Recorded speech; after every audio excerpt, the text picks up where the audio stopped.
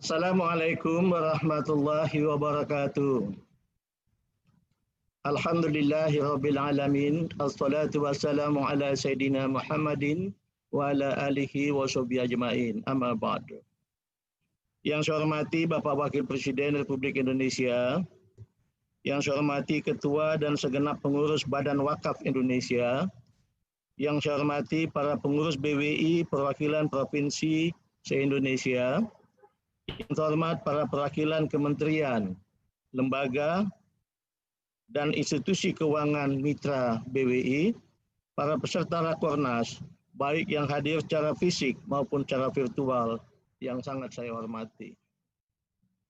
Terlebih dahulu, marilah kita panjatkan puji dan syukur kehadirat Allah Subhanahu wa Ta'ala atas rahmat dan karunia-Nya.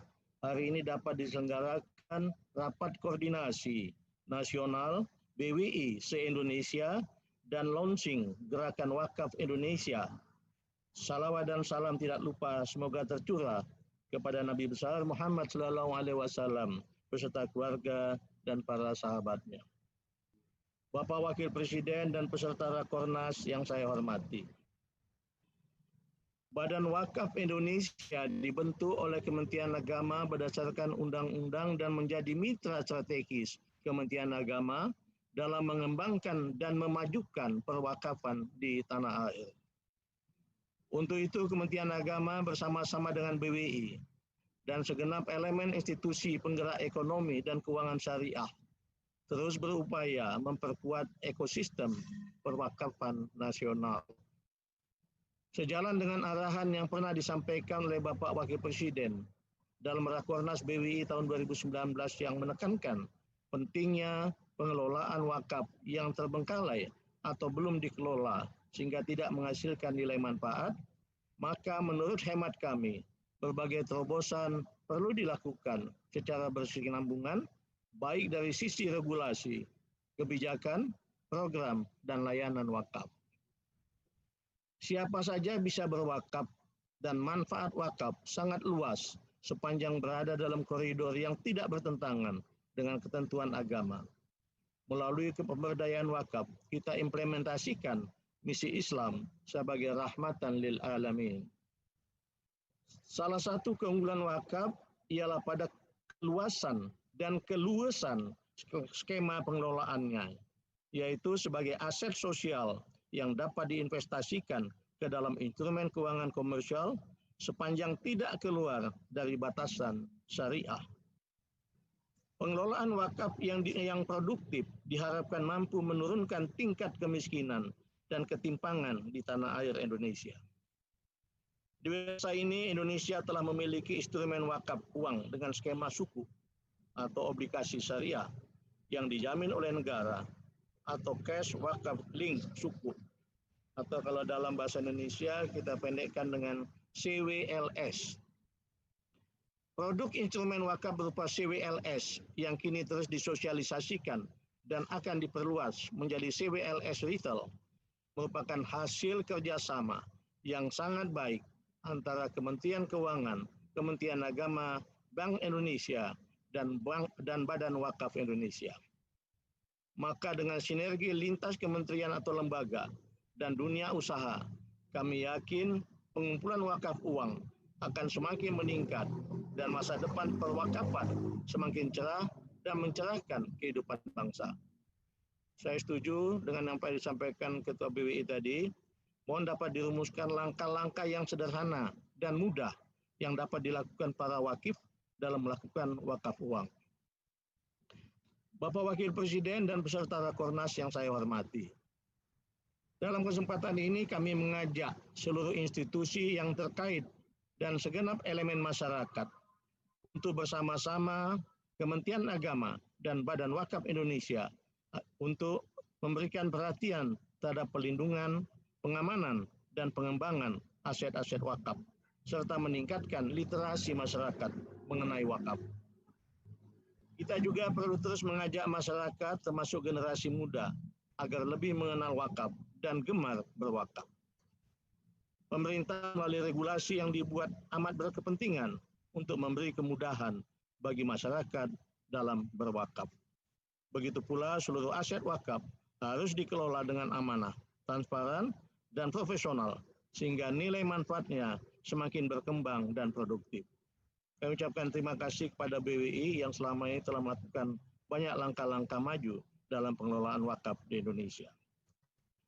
Kita semua yakin dan optimis, insya Allah suatu saat nanti, wakaf menjadi lokomotif kebangkitan ekonomi umat dan instrumen penanggulangan kemiskinan di negara kita ini. Potensi wakaf memiliki prospek sebagai salah satu pilar untuk mewujudkan visi Indonesia sebagai pusat pertumbuhan ekonomi syariah dunia. Sejauh ini dukungan terhadap pengembangan dan penataan instrumen perwakafan telah diberikan oleh kementerian lembaga terkait sesuai dengan tugas dan fungsi masing-masing, sehingga membentuk sebuah ekosistem gerakan wakaf. Dalam dokumen Master Plan Ekonomi dan Keuangan Syariah Indonesia tahun 2019 yang disusun dan dikawal oleh Komite Nasional Ekonomi dan Keuangan Syariah, di mana muatan substansinya menghimpun masukan antara lain dari Kementerian Agama dan stakeholder terkait lainnya, semakin memperjelas peran wakaf sebagai salah satu pilar pengembangan ekonomi syariah di negara Indonesia. Bapak Wakil Presiden dan peserta Rakornas BWI yang berbahagia, Indonesia sebagai negara berpenduduk Muslim terbesar di dunia, punya ruang tumbuh yang besar bagi ekonomi dan keuangan syariah, termasuk di dalamnya pengelolaan aset wakaf yang memiliki nilai ekonomi. Berbicara tentang wakaf berarti berbicara seputar upaya memakmurkan kehidupan rakyat di dalam wadah negara kesatuan Republik Indonesia. Berbicara mengenai wakaf sudah pasti berbicara mengenai potensi ekonomi syariah dalam arus baru ekonomi Indonesia, sebuah istilah yang sering dikemukakan oleh Bapak Wakil Presiden di berbagai kesempatan. Wakaf tak akan pernah lenyap sampai kapanpun, karena bertumpu pada kesadaran beragama yang hidup dan mengakar di masyarakat. Begitu pula ekonomi wakaf akan bertahan terhadap goncangan krisis dan resesi ekonomi global, selama aset dan keuangan wakaf tersebut dikelola secara amanah, transparan, profesional, dan dilandasi kesadaran tanggung jawab dunia dan akhirat. Menurut hemat kami, skema penyertaan saham atau modal wakaf dalam proyek-proyek bisnis dan komersial seperti real estate, hotel, perkantoran, dan sebagainya sudah saatnya didorong dengan sangat hati-hati sebagai pengganti skema tukar guling atau rislah aset wakaf. Karena itu, pandangan visioner tentang pengelolaan wakaf, aset, dan investasi wakaf harus semakin melembaga dalam kebijakan publik. Sebelum mengakhiri sambutan ini, saya ingin mengajak kita semua merenungkan cita-cita para pendiri bangsa yang mengajarkan prinsip berdaulat dalam politik, berdikari dalam ekonomi, dan berkepribadian dalam kebudayaan. Jika direnungkan lebih dalam, ruh yang terkandung dalam wakaf tidak jauh dari ruh kemandirian sebagai bangsa dan bangsa yang ingin menggapai kehidupan yang lebih baik. Mari kita jaga dan pertahankan aset-aset wakaf yang sudah ada, dan mari mobilisasi aset-aset wakaf yang baru. Akhirnya dengan memohon ridho Allah Subhanahu wa Ta'ala, dengan mengucap Bismillahirrahmanirrahim, acara Rakornas dan peluncuran Gerakan Wakaf Indonesia, Badan Wakaf Indonesia tahun 2020, saya nyatakan dibuka. Semoga menghasilkan hal-hal yang bermanfaat bagi pengembangan wakaf dan kemajuan Indonesia. Sekian dan terima kasih. Wabillahi taufiq wal hidayah.